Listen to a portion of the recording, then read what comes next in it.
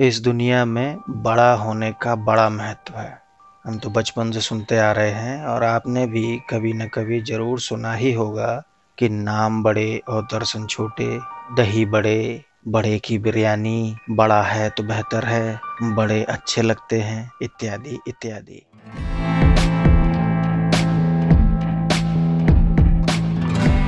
नमस्कार दोस्तों। खुद को बड़ा और बेहतर बताना वैसे तो ज्यादातर लोगों की फितरत होती है, लेकिन अपने देश के सभी जाति वर्गों में से विशेष रूप से राजपूतों में खुद को दूसरे राजपूतों से बड़ा साबित करने का अवगुण, मेरा मतलब है सद्गुण, कुछ ज्यादा ही प्रबल होता है। लेकिन क्या आपको ये पता है कि इस बड़े बनने और दिखाने के चक्कर में middle class Rajput catastrophic financial losses में डूबता चला जा रहा है? मुझे यकीन है कि आज के बाद आप कभी भी ये छोटे बड़े को तय करने में बिल्कुल भी कंफ्यूज नहीं होंगे। कैसे? आइए पता करते हैं। इस बड़े बनने और दिखने के चक्कर में अपनी वास्तविक क्षमताओं के विरुद्ध जाकर बहुत बड़े स्तर पर मृत्यु भोज जैसे कार्यक्रम आयोजित करना, शादी ब्याह, पार्टी फंक्शन इत्यादि में अंधाधुंध खर्चा करना, बहुत बड़ी बड़ी जमीनें दान करना इत्यादि खुद को बड़ा दिखाकर खोखला सम्मान पाने का तरीका ही तो है। अगर ये मामला केवल इक्का दुक्का लोगों तक सीमित रहता तो कोई दिक्कत नहीं होती, लेकिन जब हम एक समाज के रूप में रहते हैं तो एक दूसरे से इन्फ्लुएंस हो जाना एक स्वाभाविक प्रक्रिया है।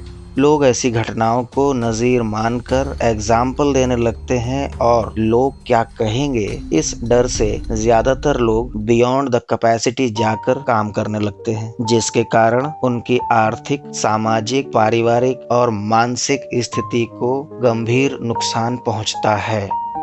वैसे तो कॉमन सेंस से जुड़ा ये विषय समझना और समझाना इतना मुश्किल नहीं है, लेकिन मामला ठाकुरों से जुड़ा है तो थोड़ा लॉजिकल तो होना पड़ेगा। आइए कुछ रियल लाइफ एग्जाम्पल से समझने की कोशिश करते हैं।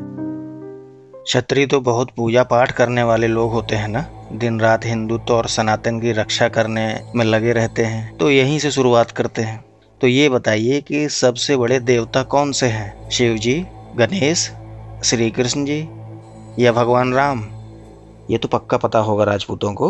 तो जल्दी से सही जवाब सोचो और सही जवाब पता लग जाए तो कमेंट करके भी बताओ। क्या हुआ, कंफ्यूज हो गए? लिखते नहीं बन रहा है? दिमाग का इस्तेमाल करना शुरू कर दिए? अगर इस समय दिमाग का उपयोग कर रहे हो तो बाकी टाइम पर भी करो ना यार। किसी ने रोका है क्या?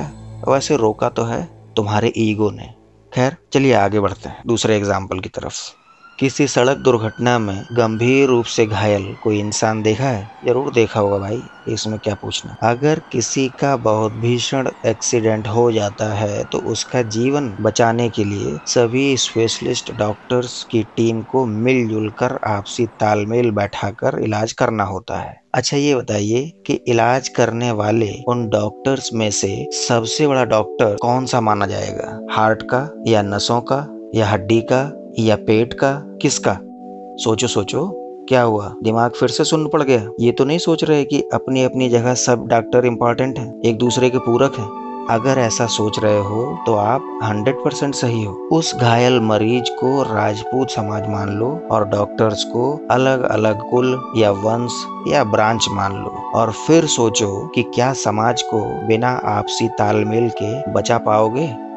आप में से अधिकांश लोग स्कूल कॉलेज तो गए ही होंगे। तो अगर मैं पूछूं कि सबसे बड़ा टीचर किस सब्जेक्ट का होता है? Maths, physics, chemistry, biology, English? तो आप क्या जवाब देंगे? तो अभी तक आप समझ गए होंगे और अपने मन में यही कह रहे होंगे कि जिस टीचर के पास ज्यादा काबिलियत होगी वही सबसे बड़ा कहा जा सकता है ना? इसी टाइप का कुछ चल रहा है ना मन में। ऑफ कोर्स यही सही है, लेकिन ये लॉजिक छोटे ठाकुर, बड़े ठाकुर, छोटा वंश, बड़ा वंश, ऊंचे ठाकुर, नीचे ठाकुर करते समय कहाँ चला जाता है? अगर कहीं बहुत से क्षत्रिय इकट्ठे हों और उनसे पूछ लो कि सबसे बड़े क्षत्रिय कौन से होते हैं तो मैं करते कई दावेदार आ जाएंगे। जो भेड़ बकरी ज्यादा मैं करती हैं उनको कुत्ते भी हाँकने लगते हैं। उस कुत्ते का मालिक कोई और होता है, यानी मैं करने वाले कब किसी और के गुलाम बन जाते हैं उन्हें पता भी नहीं चलता। आज के समय जिसके पास बेहतर शिक्षा है, जिसके पास आवश्यक धन दौलत है, जिसके पास पावर है, वही सबसे बड़ा है। और इन विषयों में बड़ा बनने के लिए किसी के वंश के बड़ा या छोटा होने से फर्क नहीं पड़ता है। अगर आप किसी गैर क्षत्रिय से पूछेंगे कि उनकी नज़र में कौन बड़ा है कौन छोटा है, तो वो क्या जवाब देंगे? सोचिए, उनके लिए क्या ज़्यादा महत्वपूर्ण होगा, आपका रुतबा या आपका कुल, वंश या ब्रांच? हम समझते हैं कि आपको बड़ा बनना है, पर उसके लिए बड़े तो हो जाओ। कब तक ये बचपना करोगे? काश ये कथित प्रतियोगिता छोटे बड़े की ना होकर कौन कितना काबिल है इस बात की होती। खैर, क्षत्रियों का आपस में भाईचारा ना हो पाने का सबसे बड़ा कारण भी यही है कि ज्यादातर क्षत्रिय अपने बराबर किसी को समझते ही नहीं है, इसलिए उनके साथ खड़ा होने वाला क्षत्रिय ही नहीं मिलता जल्दी।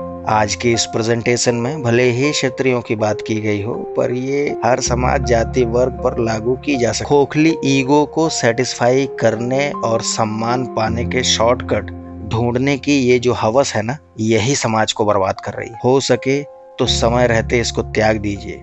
Thank you.